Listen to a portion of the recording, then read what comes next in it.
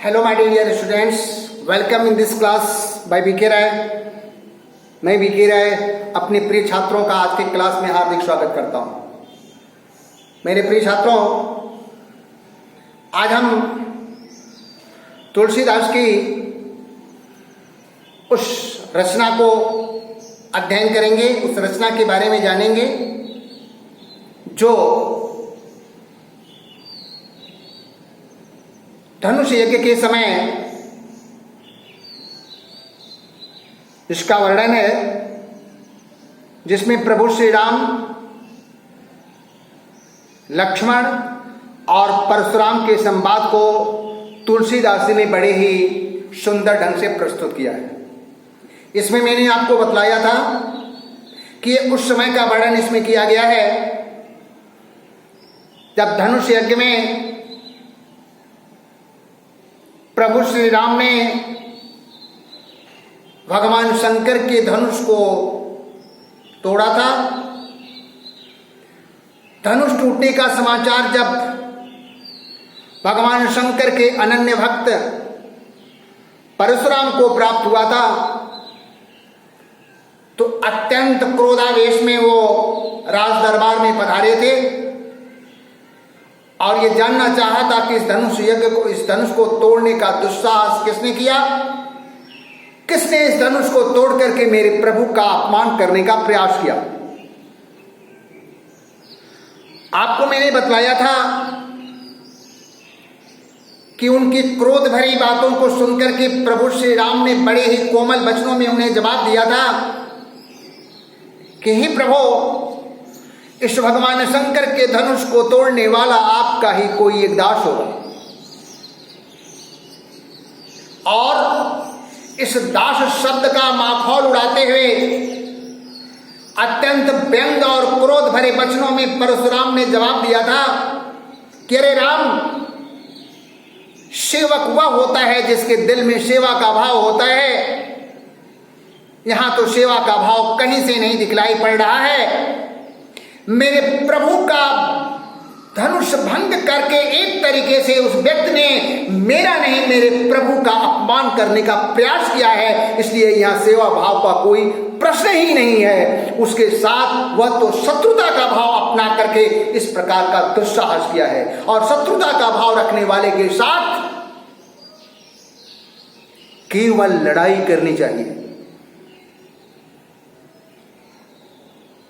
प्रभु श्री राम के कोमल भरी वचनों का इस प्रकार के क्रोधावेश भरे वचनों को जब सुना उनके भाई अनुज लक्ष्मण ने, तो लक्ष्मण परशुराम के प्रति अनादर का भाव रखते हुए थोड़ा व्यंग्यपूर्ण शब्दों में जवाब दिए थे कि अरे मुनिवर,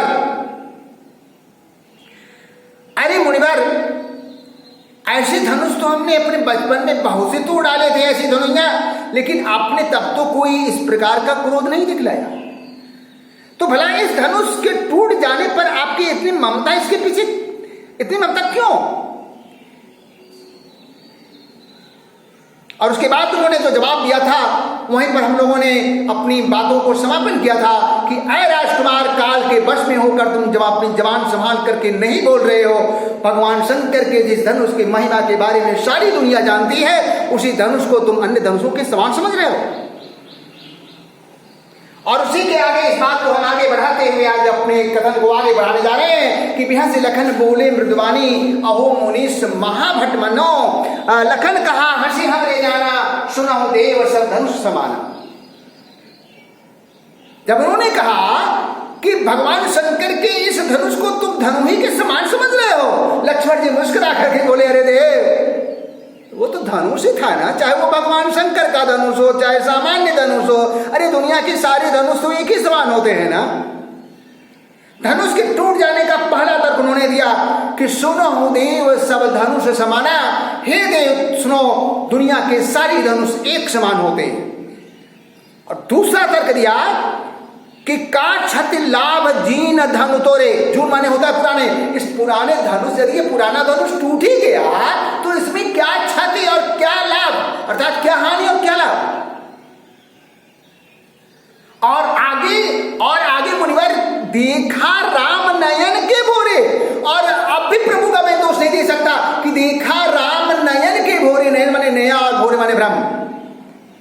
प्रभु ने तो उसे नए के भ्रम में देखा था कि देखें ये कहीं ये नया लग रहा है क्या, और नए के भ्रम में उन्होंने देखा और अभी छुआ तक नहीं। अरे जो ही उन्होंने छूने का प्रयास किया, छुआ तो छूते ही वो टूट गया।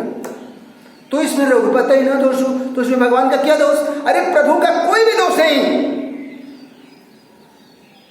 अर्थात आपने जाना कि धनुष के टूट जाने के पक्ष में लक्ष्मण जी ने परशुराम जी को जो तर्क दिए थे वो इस प्रकार थे कि दुनिया के सारे धनुष एक समान होते हैं, पुराने धनुष के टूट जाने से क्या हानि और क्या लाभ। पॉइंट नंबर 3, इसे प्रभु श्री राम ने नए के भ्रम में देखा था। और पॉइंट नंबर 4 कि यह उनके छूते ही टूट गया। इसमें प्रभु का कोई दोष नहीं। तो ये 4 पॉइंट्स थे जो लक्ष्मण ने प्रभु श्री राम के पक्ष में धनुष के टूट जाने के लिए तर्क दिया। तो उन्होंने कहा कि छुआ तो टूट रघु पता ही न दोषो, मुनि बिनु काज करिए कुत रोषो। अरे मुनि, बिना कारण के ही काहे रोषो, काहे क्रोध दिखला रहे हो? पहले से ही क्रोध के आवेश में चल रहे प्रभु श्री राम लक्ष्मण, ये परशुराम जी का क्रोध और उग्र हो गया।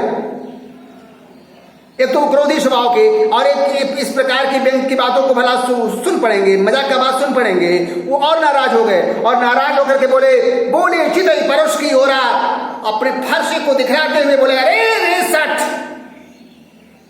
सुने स्वभाव न मोरा। अरे दुष्ट, तुम मेरे स्वभाव के बारे में नहीं जानते हो। अब आइए हम परशुराम के स्वभाव के बारे में जाने कि परशुराम जी ने अपने मुखार वृंद से अपने स्वभाव, अपने चरित्र के बारे में क्या बतलाया। उन्होंने बतलाया कि बाल ब्रह्मचारी। पहली बात उन्होंने कहा कि मैं बाल ब्रह्मचारी हूं। अति कोही माने होता क्रोधी, अत्यंत क्रोधी हूं। बाल ब्रह्मचारी अति कोही, विश्व विदित क्षत्रिय कुलद्रोही। सारा संसार जानता है कि मैं क्षत्रिय कुल का विनाशक हूं। विश्व विदित क्षत्रिय कुलद्रोही, भुजबल भूमि भूप बिनुकिनी। इस धरती को अपनी भुजाओं के बल से अनेकों बार, माफ करना हम लोग एक लाइन बीच में भूल गए थे कि बालक बोल बधाओ नहीं तो ही। अब उन्होंने अपने फर्श की ओर दिखलाया, बोला कि रे सठ सुने स्वभाव न मोरा। अरे दुष्ट, तुम मेरे स्वभाव के बारे में नहीं जानते हो। मैं अब तक तुम्हारी बातों को सुन रहा हूं। अब तक तो मैं तुम्हें मार डाला होता, लेकिन बालक बोल बधाऊ नहीं तो हूं। मैं केवल तुम्हारा वध इसलिए नहीं कर रहा हूं कि मैं तुम्हें एक बालक समझ रहा हूं, और बालक के ऊपर मैं कभी हाथ नहीं उठाता। अन्यथा अब तक मैं तुम्हारा वध कर दिया होता। बालक बोल बधाऊ नहीं तो हूं, और तुम बकबक करते जा रहे हो। मुनि जड़ जाने मोई, केवल तुम मुझे जड़ मुनि अर्थात मूर्ख मुनि समझ रहे हो। और उसके बाद उन्होंने अपने स्वभाव के बारे में बताया कि मैं बाल ब्रह्मचारी हूं, अत्यंत क्रोधी स्वभाव का हूं। सारा संसार जानता है कि मैं क्षत्रिय कुल का विनाशक हूं। आगे उन्होंने कहा कि मैंने अपनी भुजाओं के बल से इस धरती को अनेकों बार क्षत्रिय राजाओं से हीन कर डाला, और विपुल बार महिदेवन दिनी, और अनेकों बार उनकी जीती हुई भूमि को ब्राह्मणों को दान कर दिया। सहस्रबाहु भुज छेदन निहारा, मैंने सहस्त्रबाहु जैसे राजा की भुजाओं को काट डाला था, उसे मौत की नींद सुला दिया था। और तुम मुझसे बात कर रहे हो? परसु बिलो की महीप कुमारा, ऐ महीप कुमार, तुम जरा मेरे इस फरसे को देखो, मेरे इस फरसे की विशेषता को जानो। मेरा फरसा बड़ा भयंकर है, इसलिए मैं तुम्हें सलाह दे रहा हूं कि मां तो पिता ही जनी सोच बस। ऐ महीप किशोर, ऐ राजकुमार, अपने माता पिता को सोच के बस में मत करो। उनके कहने का मतलब यह था कि अब तक यदि मैंने तुम्हें छोड़ा है, अब तक मैंने तुम्हारे ऊपर हाथ नहीं उठाया है, अब तक मैंने तुम्हारा वध नहीं किया है, तो केवल इसलिए कि मैं तुम्हें बालक समझ रहा हूं। कहीं ऐसा ना हो कि मैं तुम्हारा अहित कर दूं, यदि तुम्हारा अहित मैंने कर दिया तो तुम्हारे माता पिता की चिंता और बढ़ जाएगी। इसलिए मेरी सलाह तुम्हें है कि तुम अपने माता पिता को सोच के बस में मत करो, क्योंकि मेरा ये फरसा गर्भ के अर्भक दलन, गर्भ में पल रहे छत्राणियों के बच्चों का उसी गर्भ में ही मर्दन कर डाला था, अर्थात मौत की नींद सुला दिया था। लक्ष्मण जी बड़े ध्यान से सुने। सुन करके फिर लक्ष्मण जी अब भी अपने को, लक्ष्मण जी भला कहां से कम, लक्ष्मण जी भी उनसे कम नहीं थे, उनके भी तेवर बड़े गर्म थे, सूर्यवंशी थे, क्षत्रिय थे। सूर्यवंशी भला कहां से चुप रहने वाला, उपहास भरे वचन फिर बोल पड़े। लेकिन इस बार उनके उपहास में, इस बार उनके व्यंग में थोड़ा सा कोमलता का भाव था। तो बिहां से लखन बोले मृदुबानी, अहो मुनीश महाभट मानी। अरे मुनि महाभट मानी, मैं तो आपको बहुत बड़ा योद्धा मानता हूं। बड़ी कोमलता में बोल रहे हैं लक्ष्मण जी परशुराम जी से कि अहो मुनीश महाभट मानी है मुनि, आपको तो मैं महान योद्धा मान रहा हूं, लेकिन आप तो बड़े विचित्र निकल रहे हो। बार पुनि पुनि मुंह ही दिखाव कुठारू, और चाहत उड़ामन फूंकी पहाड़ू। बार बार मुझे ये फरसा दिखला करके आप ये बता देना चाह रहे हैं कि मैं एक ही फूंक में पहाड़ उड़ा दूंगा, अर्थात मेरे समान दुनिया में कोई है ही नहीं। अहम ब्रह्मास्मि दूजो नास्ति। तो ये आपकी भूल है। यहाँ कुम्हड़ बतिया को नहीं, यहाँ भी कोई कुम्हड़े की बतिया नहीं है। जे तर्जनी देख मर जाही, जो तर्जनी उंगली दिखाने देखते ही मर जाए। लक्ष्मण जी के कहने का भाव ये था कि यदि तुम मुझे कुम्हड़े के बतिया के समान कमजोर समझ रहे हो, बलहीन समझ रहे हो, तो ये तुम्हारी बहुत बड़ी भूल है। मैं तुमसे कम बलवान नहीं, क्योंकि मैं सूर्यवंशी हूं। और आगे उन्होंने कहा, प्रत्यक्ष भी कहा, इन्होंने अपने, ये तो मन में उनकी विवेचना थी कि यदि तुम मुझे कुम्हड़े की बतिया के समान कोमल और कमजोर समझने का प्रयास कर रहे हो तो ये तुम्हारी सबसे बड़ी भूल है। मैं तुमसे बल में थोड़ा भी कम नहीं, मैं भी सूर्यवंशी बालक हूं। और उन्होंने आगे कहा कि देख कुठार सरासन बाना, मैं कछु कहा शहीद अभिमाना। अरे मुनिवर, तुम्हारे इस फरसे और कुल्हाड़ी को देख करके ही मैं अभिमान सहित अब तक तुम्हें कुछ कहता रहा, वरना मैं कहां शांत रखने वाला। अब भृगुसुत समुझ जनेऊ बिलोकी, जो कछु कहाऊं सहाऊं ऋष रोकी। भृगुसुत अर्थात भृगुवंशी तुम्हें समझ करके, ब्राह्मण समझ करके, और तुम्हारे गले में इस जनेऊ को देख करके मैं शांत रहा। जो कुछ भी आप कहते रहे, मैं अपने क्रोध को सहन करके, मैं अपने क्रोध को रोक करके सहन करता रहा, अन्यथा मैं सहन करने वाला व्यक्ति नहीं। और मुझे आगे जान लो, मैं इसलिए सहन करता रहा कि मेरे सूर्यवंशियों की एक विशेषता है कि सुर महिषुर हरिजन अरुगाई। सुर माने देवता, महिषुर माने मही माने धरती, और सुर माने मही माने धरती, और सुर माने देवता, धरती के देवता अर्थात ब्राह्मण। और हरिजन, हर माने भगवान, और जन माने भक्त, भगवान के भक्त। हरिजन जात नहीं बल्कि भगवान के भक्त से यहाँ पर अर्थ लिया जाएगा। और गाय का अर्थ गाय, अर्थात चार बातें, देवता, ब्राह्मण, भगवान के भक्त, और गायों पर हमारे कुल इन पर न सुराई। सुराई माने वीरता, हमारा वंश अर्थात हम सूर्यवंशी इन पर अपनी वीरता नहीं दिखलाते। तो मेरे प्रिय छात्रों, सूर्यवंशियों की चार विशेषता होती है कि वे ब्राह्मण, देवता, भगवान के भक्त और गायों पर कभी भी अपनी वीरता का प्रदर्शन नहीं करते।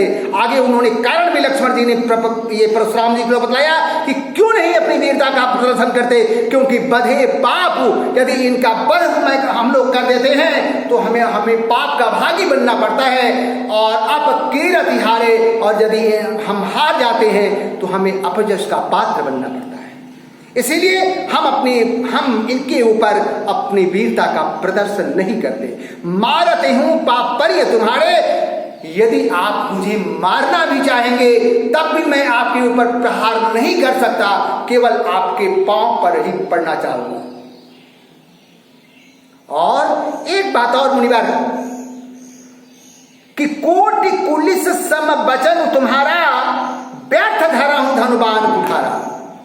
अरे आपके वचन ही करोड़ों वज्र के समान है, तो काहे को ये धनुष और बाण और ये कुल्हाड़ी और फरसा अपने हाथों में धारण किए हो? छोड़ो, हटाओ इसको।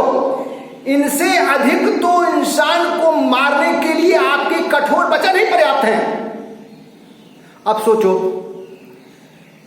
भला परशुराम इतना बड़ा अपमान सह करके चुप रह जाएंगे? पहले उन्होंने उनको महान योद्धा कह करके उनका एक तरीके से माखौल उड़ाया कि अपने को ये समझ रहे हैं कि मैं पर्वतों को मैं अपनी एक फूंक से पहाड़ उड़ा दूंगा। तो एक मजाक तो उन्होंने ये किया। दूसरा मजाक ये किया कि आपको ब्राह्मण समझ करके आपका वध नहीं कर रहा हूं, आपके साथ युद्ध नहीं कर रहा हूं, नहीं तो मैं आपको जवाब दे देता। और तीसरा ये बोल दिए कि आपके वचन ही कठोर वज्र के समान है, व्यर्थ में ही धनुष बाण लिए हैं।